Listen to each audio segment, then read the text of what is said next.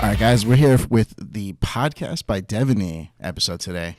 I kind of feel like we're at the mall kiosk, and I'm going to sell someone Cricket Wireless. You know, the little fluffy fuzzball that's like, Sure. You could save with cell phone service.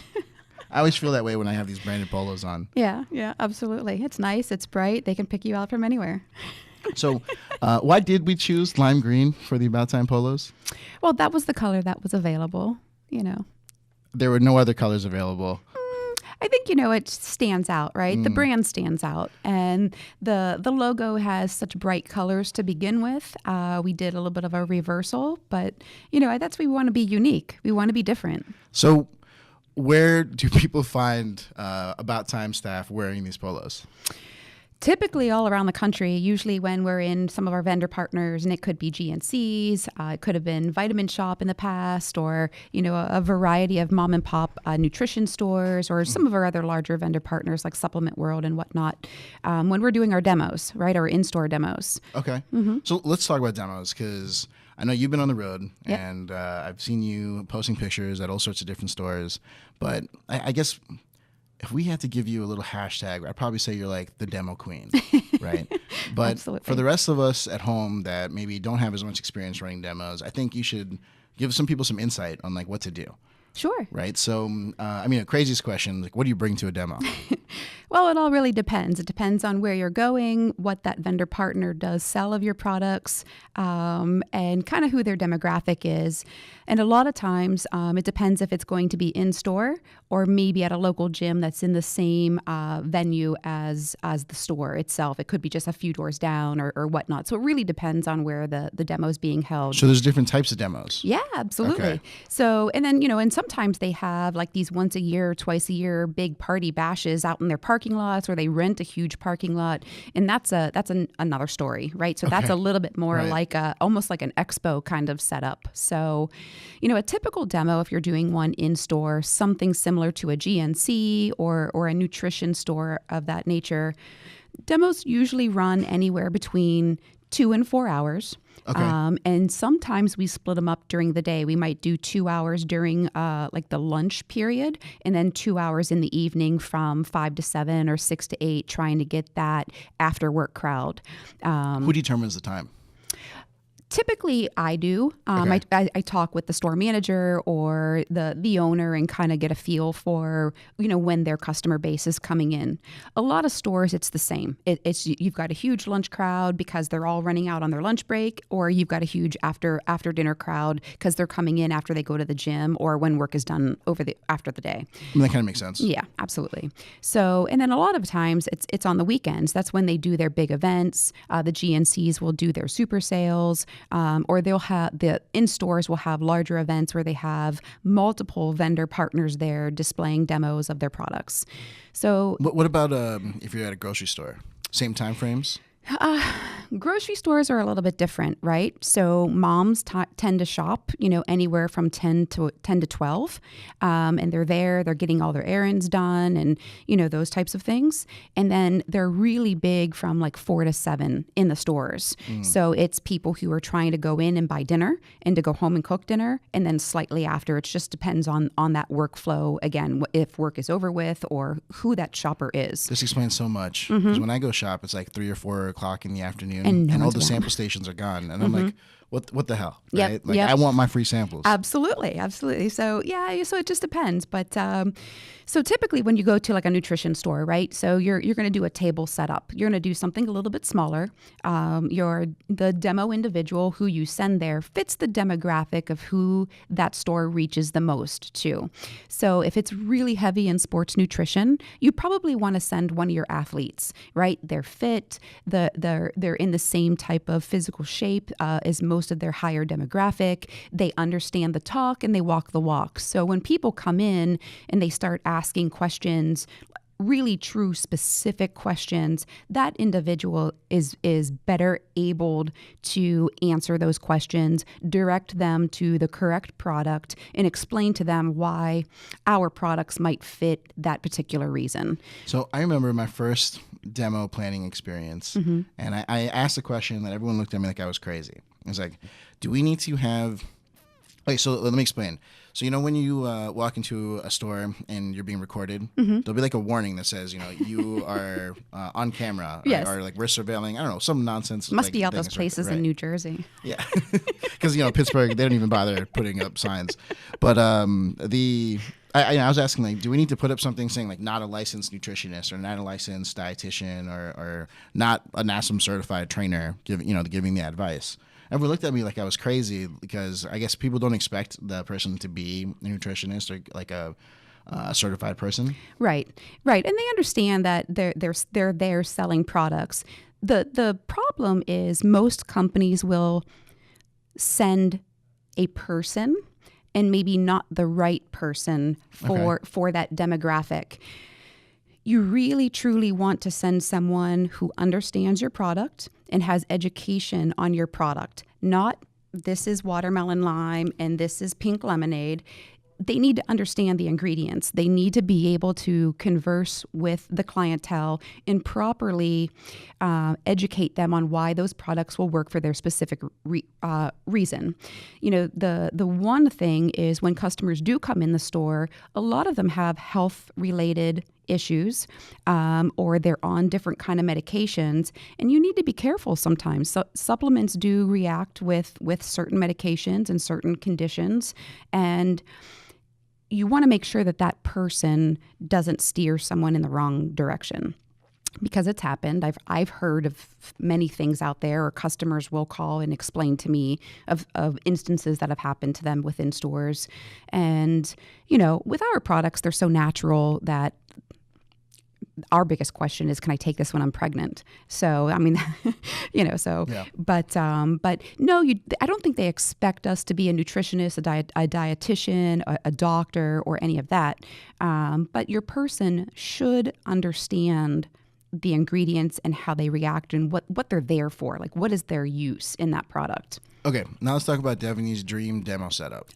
Okay, so what do you bring? Is there like a life-size Devenee cutout? I wish. All right. So it really depends on, like I said, who you're reaching and what you want to get out of the customer.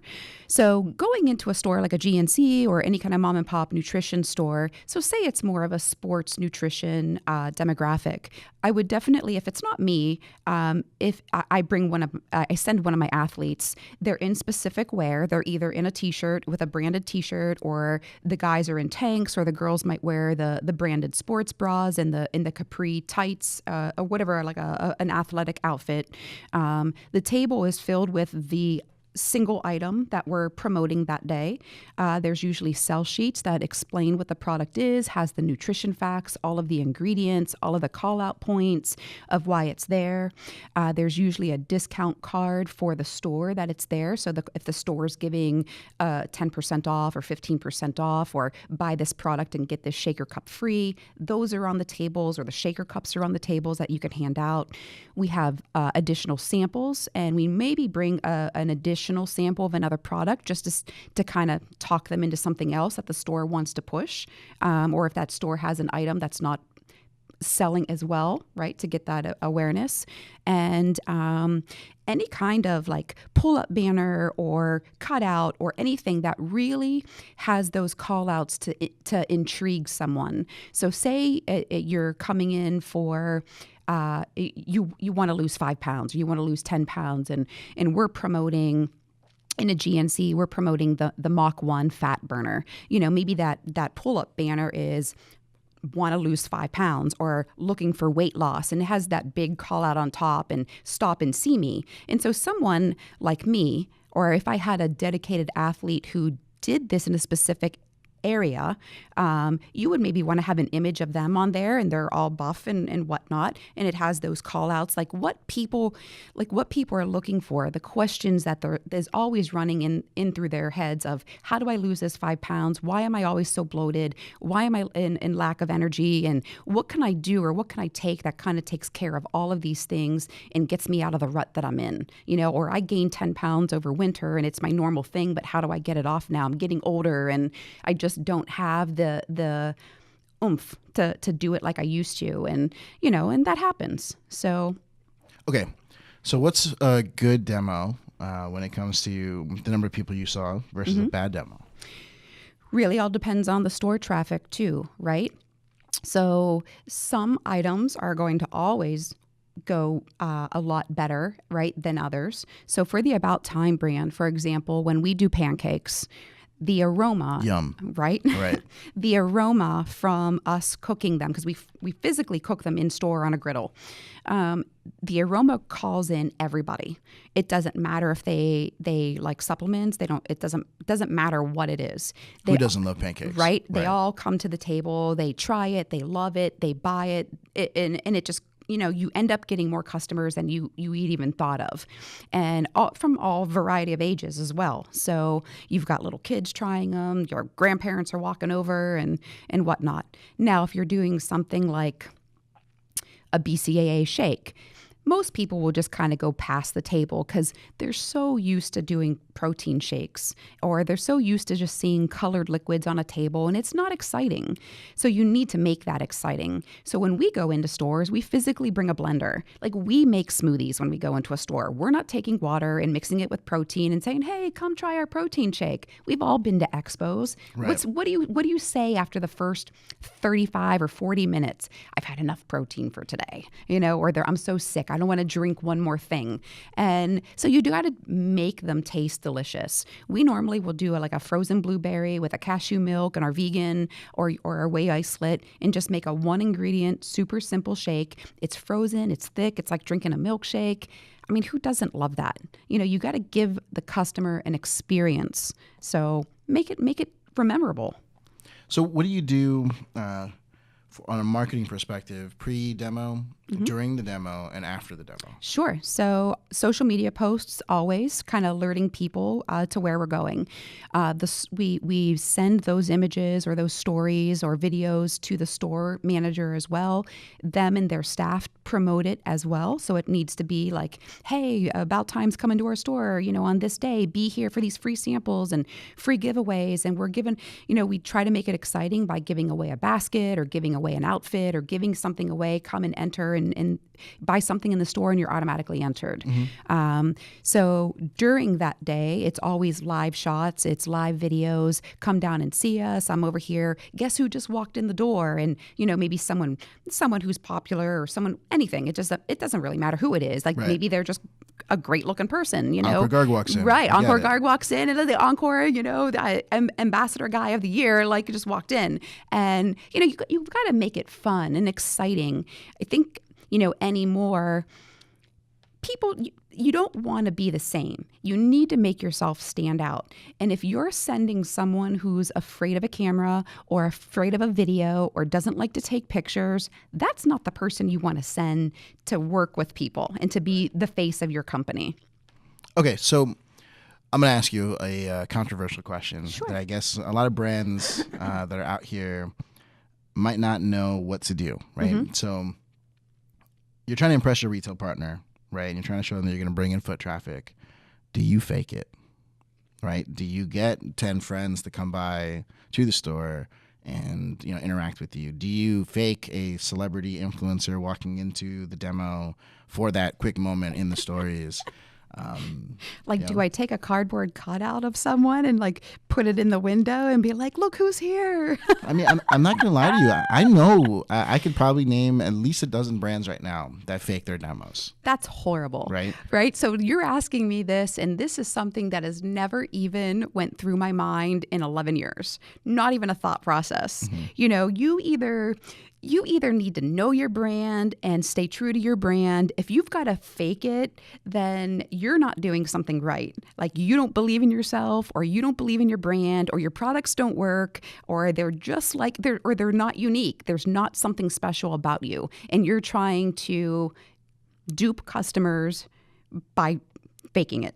That's it. Well, let me present the alternate side of the argument, right? So retailers will often struggle to get that foot traffic. Right. And so they ask brands to bring in foot traffic for them. Send out an email campaign to all your customers that are in my state. Do a Facebook ad saying that you guys are going to be here and spend $100 on that Facebook ad. But that's not faking it. That's not faking it. Okay. That's helping your vendor partner, right? So that's a whole digital program to say, hey, Mr. Vendor, this is how we're going to support you, right? Because we will send out a newsletter to all the houses in your area, because maybe they just don't know you're around. Maybe they have nothing to do on Saturday afternoon and they want to stop and get a free shaker cup, or you know what I mean, or or a newsletter, or getting people to come out. Now, calling up 10 buddies and saying, hey, I need you to come to the store, that's a little different, because those 10 buddies most likely aren't going to go back to that store. So, but if you do a newsletter to 100,000 homes in that zip code area, they might actually get a return customer. They might. So let's talk about that. What do you think are best practices for a brand to do that marketing support? Right. So, I mentioned the Facebook ad, I mentioned the email. Have you ever tried like going around dropping off flyers like the gym or like the local nail salon next to the store? When we first started, we were very big in gyms, and we built our ambassador team, and our ambassador team would always go out and go into gyms and CrossFit gyms and all the things, right? And you kind of, once you get to a certain level, then you're just doing the expos because your name is kind of getting out there. You still have your ambassador team. The vendor partners, they need to be the ones that are sending out flyers. We need to help by saying, I have a store locator on my website, or when I do news blasts to my customers or our direct customers, that link to that store locator is there, and you're mentioning find our products in all of these stores, and you help mention them. Or you work on a digital package, and maybe you geofence the area that they're in, and you're dropping people coupons or free items, or come get this if you spend $50. I don't find that to be wrong. Like, I think that is, here is how I'm going to help you get customers to understand that SDC Nutrition makes fantastic products, and they're great products. They're not for everybody, and they might be for everybody, and so things like Try About Time, it's completely natural, and sometimes it takes a little getting used to because they're not sucralose products, and sometimes that's what people are looking for, and they just don't know we're around because they haven't found us yet. So I think things of that nature are fantastic, because you want to do more. You want to mention, in your social media posts, especially if the store mentions you, right? Like if they do small videos, you need to repost those into your stories or repost that to your page. All of that stuff is free, As much as the world is going to Amazon or e-commerce and buying products because they don't want to waste their time going into the store, the bulk of customers still like the tangible touch. They want to touch it, they want to read it, they want to be able to look at things instantly, that instant satisfaction of being able to buy it, take it home, try it, get a discount, get educated maybe from the store owner. That is still there first and foremost over anyone who just buys from e-commerce type sites. Okay, so I'm going to get into another controversial thing here. Okay. We're going to talk about samples. Okay, so Great. these in-store opportunities to sample product, you got to make it exciting, right? And you got to really understand what your product is. How do people handle that on a digital space, right? I see the DMs and I see the emails that come in the customer service inbox, right? And I think the most common thing I see is like, I've never tried your product, so send me a sample before I commit to paying $50 to buy this product. Sure. What do you do for that? A few things. So you have three choices, right? A company can have samples and they could ship them out free to all the customers that they want, right? The customer doesn't understand that it costs that company a lot of money, and the company is really hoping that they win a customer over. If you have that built into your margins, that's great, right? Two, you can have a sample program and you can sell trial packs on your website. We used to have a trial pack program. They would get 2 packets for $5.99. The shipping was free, and they could buy as many as they want, and they'd be able to try the product out before buying it. And then on top of, now that we are kind of past that whole sample packet program, the brand is just, past that. Now I offer a discount code. So it needs to be a give and take for you and the customer. But if you offer the customer a nice size discount for their first purchase, it's an easier bite to chew than them buying a $55 container of protein and not liking it at all. And I think that shows the customer that you're willing that you believe in your product and you're willing to give them a nice size discount to make their first purchase or to try those products. And then sometimes even when they call me, it's like, hey, if you make a purchase, maybe I'll throw another unit in there for you of the other item that you were looking for, and I do that. It just depends on who's calling and what they're asking and or what's going on with them. But I kind of make those decisions, on the fly. But I typically at this point give them a nice size discount to make that first purchase. Okay, so are you ever afraid that person is never going to pay full price? Well, the code's a one-time use code, right? So it doesn't even matter. So it doesn't really matter. And, I would honestly, if they were to call me and ask me for another promo code or a discount, I'm going to offer it. Like, why wouldn't you want to win over a customer or treat someone, with great customer service when they're reaching out to you saying, I want to use your brand? Right. Mm-hmm. And maybe it's just too expensive for them. Maybe they're on a fixed budget, or maybe they have a ton of health concerns and they don't have all the money to spend $55 on a container of whey protein. And, I don't see anything wrong with it. Okay, fair enough. Yeah. Now, what about people who, for example, want to try the product mm-hmm. and live near a store? Mm-hmm. Do you think it's a good move for brands to then just send that person to the closest store? Well, it depends. A lot of stores do have some in-store sampling. They have small little smoothie bars, and they'll make shakes or they sample things a lot. And I think that's where you work, where it's kind of, I understand like what stores do what. Mm-hmm. And, some stores you can send them to and some stores you can't. That's just not in their model. So that's always a good thing. I mean, because stores, I have a relationship with our stores, and if they're truly opening up a product for sampling and they put it out, I don't mind replacing that for them. I don't allow the vendors to abuse that program, but it's just another way that I support them. And, so it's, I think you can obviously send them to stores for that, because your vendor partner doesn't want to turn a customer down either. What everyone needs to understand is if someone's coming to you saying, I want to try your product, you should do anything you can to satisfy that customer. Okay, so I guess to kind of end the topic of demos, are there anything that you should absolutely not do at a demo? Yes. You should never, ever send someone who's not happy or friendly or uneducated. Okay. Number one. Right. Number two, you should never send someone who isn't in some kind of attire professionally addressing your company. Right? So branded clothing. Branded clothing. They should, they need to walk the walk, talk the talk, and fit the part. And if they do that, you need to understand that when people come in the door, they see that as representation of your business. So you need to send someone who you feel represents you.